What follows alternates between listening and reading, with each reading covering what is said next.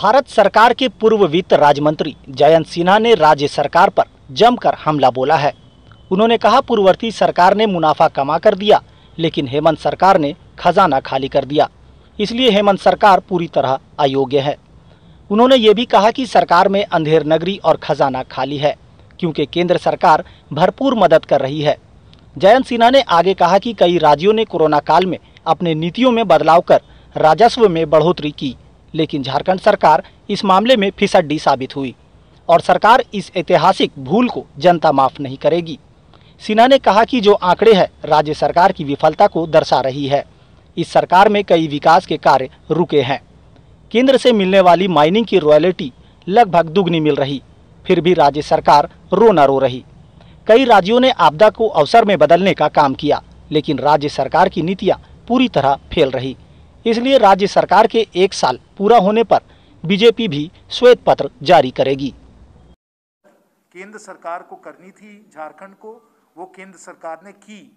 और जब माननीय हेमंत सोरेन जी की सरकार आई, जब हमने सरकार उनको 2019 में दिसंबर में जब उनको सौंपी, तो खजाना उनको भरा हुआ मिला।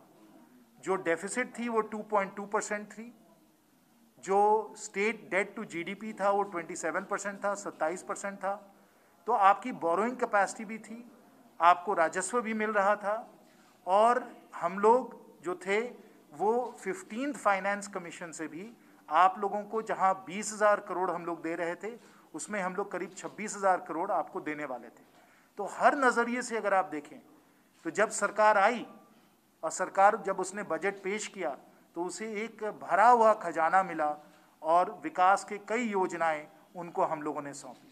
और मैं पूरी जिम्मेवारी से आप लोगों को बता रहा हूं, क्योंकि ये सरकार अयोग्य है, सरकार विफल है, इनकी नीतियां जो हैं वो हानिकारक हैं।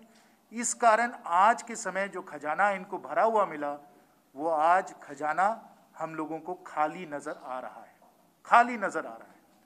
जब आप देखें कि उन्होंने कैसा बजट पेश किया, इस बजट में जो कैपिटल एक्सपेंडिचर होता है, यानी कि सड़कों पे, पुलों पे, अस्पतालों पे, इन सब चीज़ों पे जो खर्चा करना था, उस खर्चे को इन लोगों ने बहुत ज़बरदस्त तरीके से खर्चा कम किया। और रेवेन्यू एक्सपेंडिचर जिसको कहते हैं, यानी कि सैलरीज पे, पेंशन पे, इस पे खर्चा ज़्यादा किया। और जब कोरोना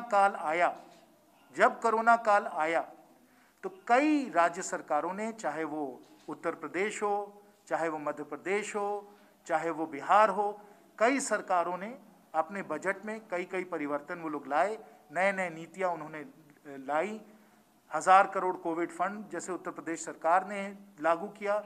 ऐसे कई नीतियां लाई गई, जिसके द्वारा जो परिस्थितियां हैं उसके लिए जो बदलाव अनुकूल थे, उसके लिए नीतियां बदली गई। लेकिन इस सरकार ने बिल्कुल नहीं बदला।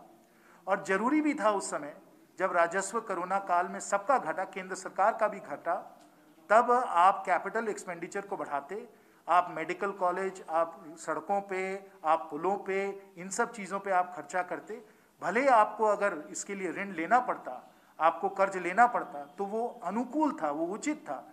क्योंकि जब भी इस किस्म की आर्थिक संकट आती है, तो हर अर्थशास्त्री आपको बताएगा कि आपको डेफिसिट स्पेंडिंग कैपिटल एसेट्स पे करनी चाहिए। आप डेफिसिट स्पेंडिंग करिएगा, आप ऋण लीजिएगा, तो इससे लोगों को रोजगार मिलेगा, नौकरियां लोगों को मिलेंगी और अर्थव्यवस्था फिर एक बार मजबूत हो जाएगी।